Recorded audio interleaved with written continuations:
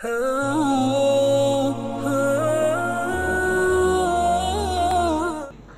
ज़ात ग्रामी सिद्दीक़ का लक़ब जो है ये भी कायनात के अंदर सिर्फ हज़रत अबू बकर सिद्दीक़ रज़ियल्लाहु ताला अन्हु के हिस्से में आया है कि जब आका अलैहिस्सलाम को हिजरत करवाई गई, बैतुल मुक़द्दस ले जाया गया, वहाँ इमामत करवाई अंबिया की, फिर आसमानों की सैरें करवाई, वापस आए और मुशरिकीन मक्का को सारा मामला नबी करीम सल्लल्लाहु अलैहि वसल्लम ने सुबह बताया, तो मुशरिकीन मक्का बजाय इसके कि आपके इस मोजज़े के ऊपर यकीन करते, आका अलैहिस्सलाम को मज़ीद जो है तहकीर का और मजाक का निशाना बनाना शुरू कर दिया। और ये बात अभी हज़रत अबू बकर रज़ियल्लाहु ताला अन्हु ने अपने कानों से नबी अलैहिस्सलाम से नहीं सुनी।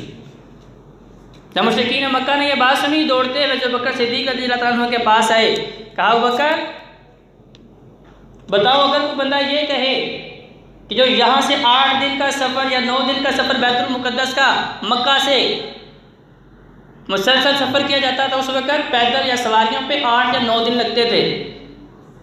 कोई बंदा ये कहे कि मैं रातों रात यहाँ से बैतुल मुक़द्दस गया और वहाँ से फिर आसमानों की सैर करके आया और रातों रात वापस भी आ गया, क्या मानोगे? तो हज़रत अबू बकर रज़ियल्लाहु ताला अन्हु क्या निराली शान थे, फरमाते हैं पहले बताओ ये किसने कहा? कहा नहीं, तुम हमारे सवाल का जवाब दो। कहा नहीं, पहले मुझे ये पता चले कि कहने वाला कौन है, उसके मुताबिक जवाब दूंगा। कहा तुम्हारा नबी कहता है। कहा अगर मेरे नबी कहते हैं तो फिर वो बिल्कुल हक और सच कहते हैं। अगर मेरे नबी ने कहा है तो फिर अभी आका अलैहिस्सलाम की ज़ुबान मुबारक से खुद ये वाक़या नहीं सुना, लेकिन नबी अलैहिस्सलाम की ज़ुबान मुबारक पर यकीन इतना है। तो कहा अगर मेरे नबी फरमाते हैं तो फिर वाकई हकीकत में ही ऐसा हुआ होगा। तो ज़ात ग्रामी आज के मुसलमान को नबी अलैहिस्सलाम की ज़ुबान मुबारक पर यकीन क्यों नहीं है? मेरे नबी कहते हैं सिद्क़ को युंजी, और निजात चाहते हो सच बोला करो, लेकिन उम्मत क्या कहती है नहीं, ये झूठ ना बोले तो कारोबार ही नहीं चलता। भाइयों, आज का मुसलमान, मेरे जैसा कमज़ोर ईमान वाला मुसलमान क्या कहता है? नबी से मोहब्बत बड़ी है लेकिन नबी की ज़ुबान पर यकीन नहीं। नबी फरमाते हैं अल-किज़्बु युहलिक, वह झूठ तबाह बर्बाद कर देगा। लेकिन मैं कहता हूँ कि जितना बड़ा झूठ बोलता है उससे बड़ा ताजर ही कोई नहीं, उससे बड़ा कारोबारी बंदा ही कोई नहीं। झूठ ना बोले, काम नहीं चलते। मेरे नबी करीम सल्लल्लाहु अलैहि वसल्लम ने फरमाया कि कामयाबी नमाज में है। मैं कहता हूँ नहीं, मेरी कामयाबी तो मेरी दुकान में, मेरी कामयाबी मेरे कारोबार में है, मेरे पैसे में है, मेरी बीवी बच्चों में है, मेरे दुनियावी अगराज़ व मकासद हासिल करने में है।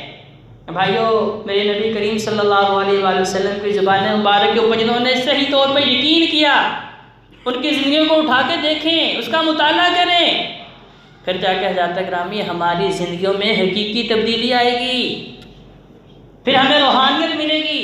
ये वो पाक हस्तियां हैं जिनके तज़किरे हमें पढ़ने का हुक्म दिया गया है और इनका रास्ता इख्तियार करने का हुक्म दिया गया है। आका अलैहिस्सलाम फरमाते हैं अलैकुम बिसुन्नती व सुन्नतिल खुलफाए राशिदीन महदीयीन, मेरे 4 खुलफा, नबी के बाद 4 खुलफा हज़रत बकर सिद्दीक़, उमर फारूक, उस्मान गनी, अली हज़रत करार रज़ियल्लाहु ताला अन्हुम, फरमाया जिस तरह तुम्हारे ऊपर मेरी सुन्नत को पकड़ना लाजिम है, उसी तरह मेरे 4 खुलफा की सुन्नत को पकड़ना भी तुम्हारे ऊपर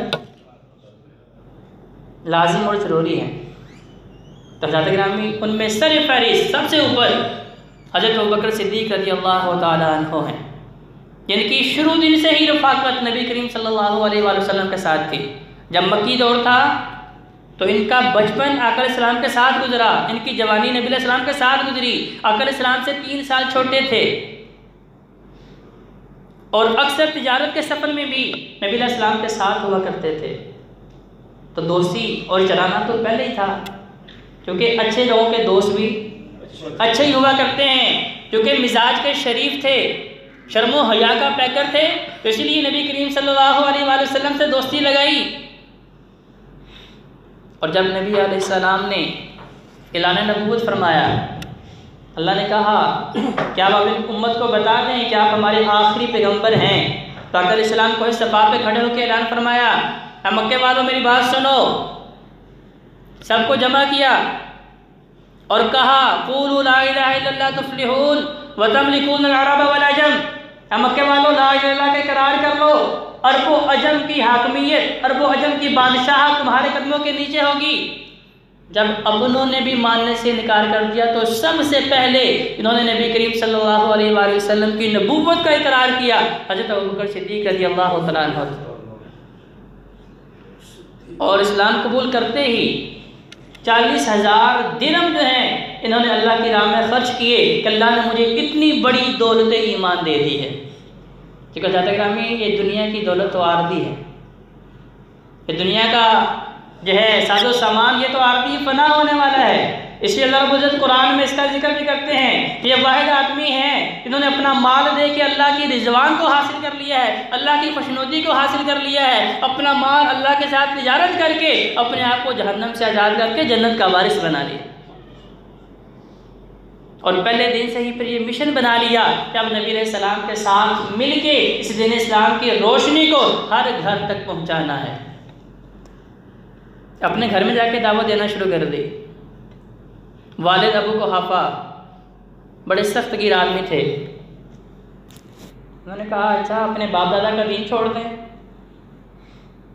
हज़रत बकर सिद्दीक़ रज़ियल्लाहु अन्हु ने, क्योंकि उस वक़्त घरों के अंदर पोशीदा तौर पे दावत दी जाती थी, तो वालिद ने मानने से इनकार कर दिया।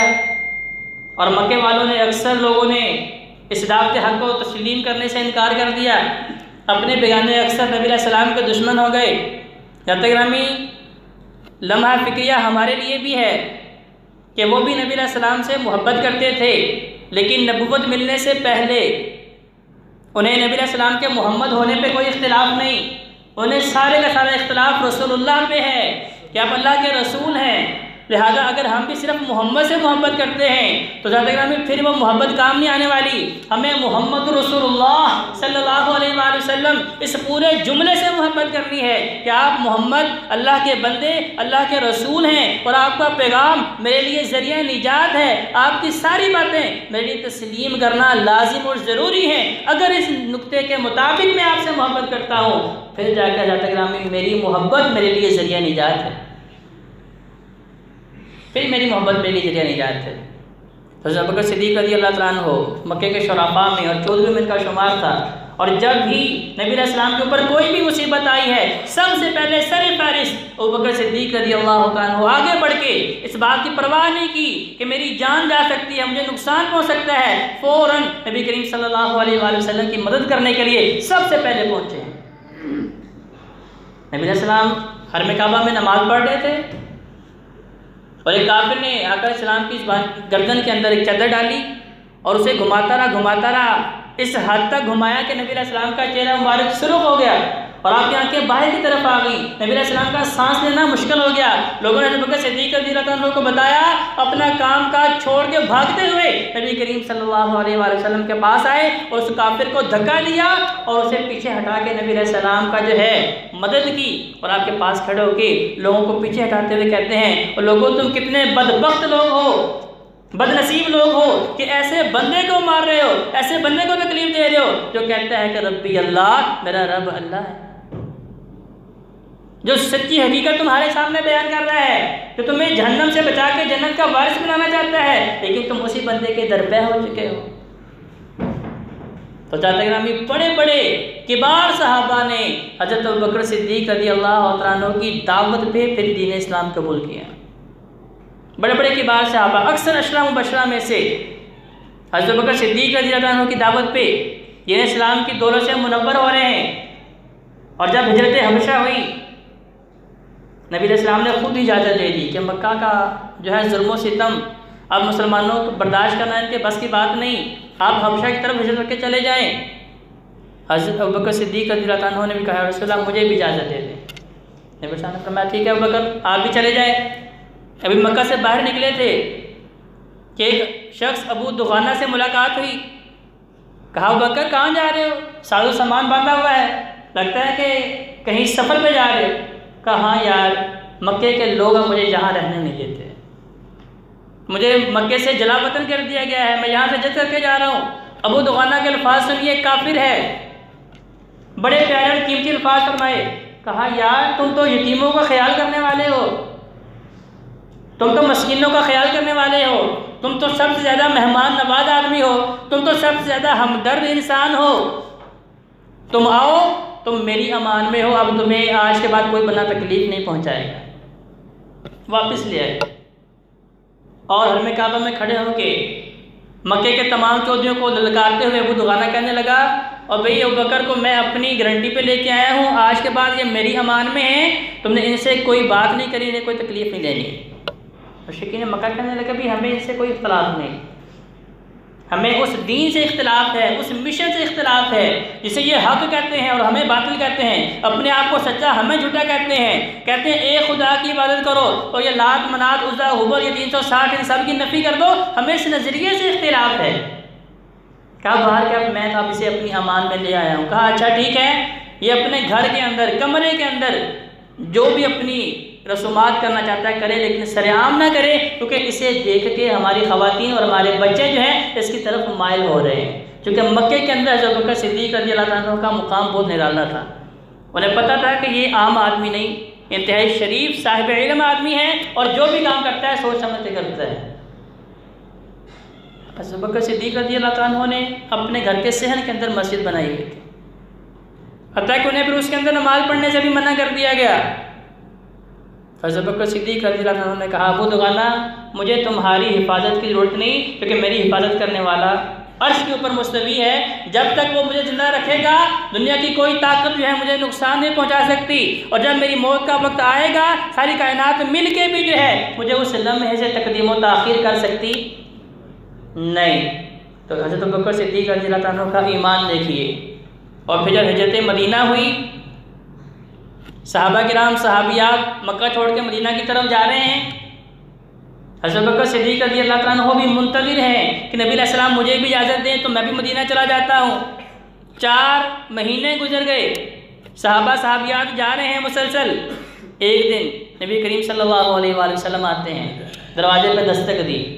क्या अबू बकर क्या हाल है, ठीक हो? कहा जी।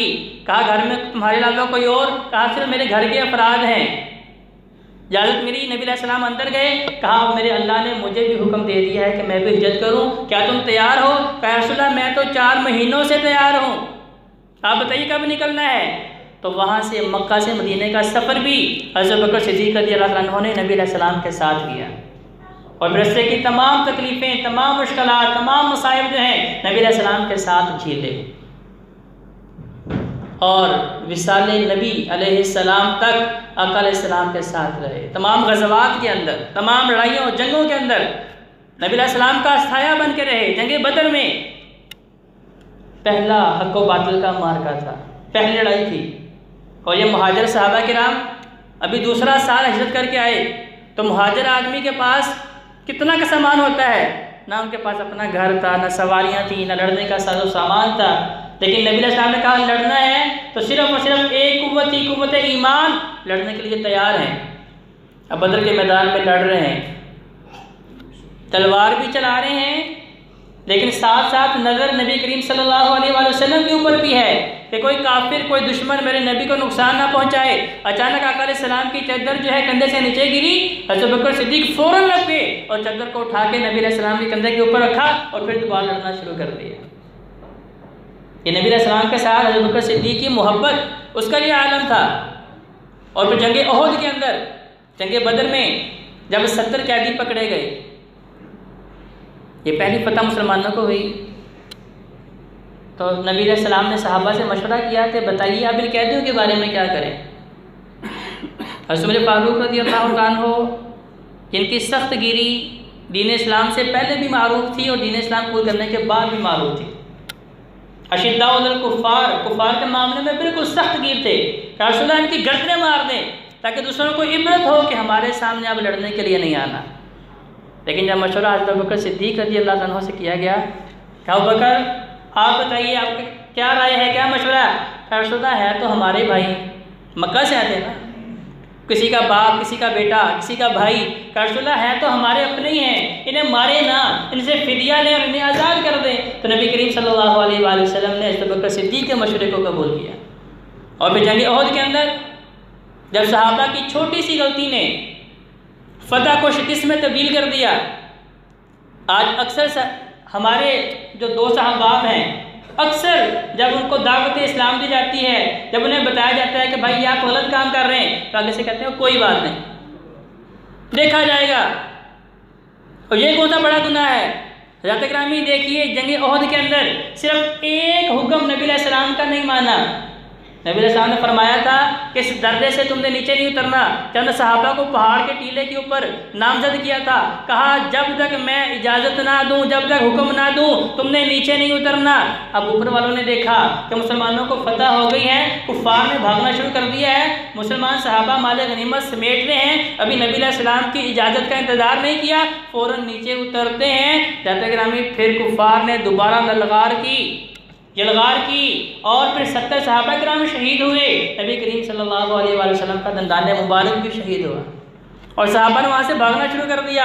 लेकिन हज़रत बकर सिद्दीक़, उमर फारूक, उस्मान गनी और चंद सहाबा किराम नबी अलैहि सलाम के इर्द गिर्द दीवार की तरह खड़े हो गए और नबी सलाम को नीचे बिठाया और फिर सारी तलवारों और सारे नेज़ों को अपने बदन के ऊपर झीला। सारी तकलीफ़ें सिर्फ इसलिए बर्दाश्त की ताकि हमारे महबूब पैगम्बर जनाब मोहम्मद रसूलुल्लाह सल्लल्लाहु अलैहि वसल्लम को कोई और तकलीफ़ न पहुँचे।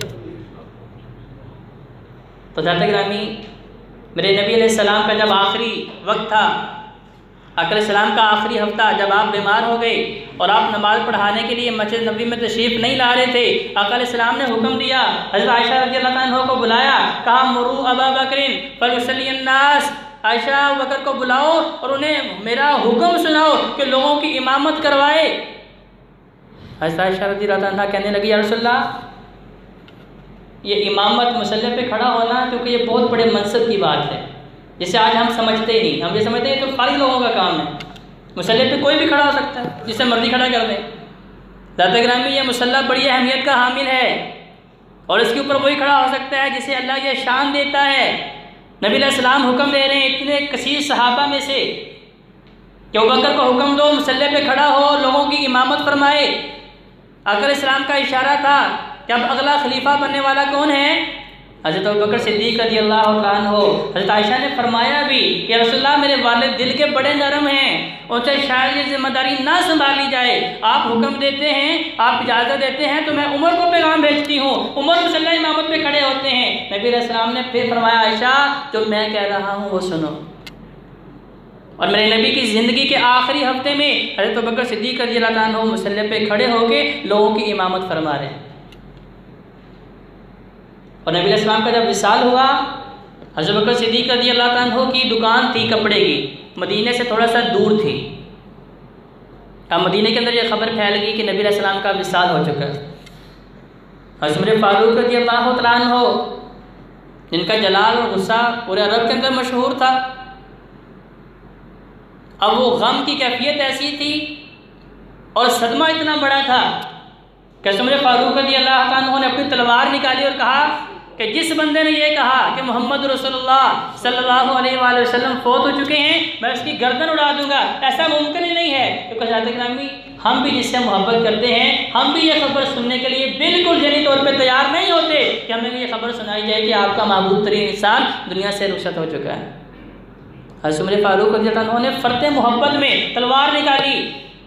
सहाबा भागते हुए हज़रत बकर सिद्दीक़ के पास चले गए, कहा कि ये मामला हो चुका है। हज़रत बकर सिद्दीक़ फ़ौरन दौड़ते हुए नबी अलैहिस्सलाम के घर में आते हैं, आका अलैहिस्सलाम के हुजरा मुबारक में आते हैं।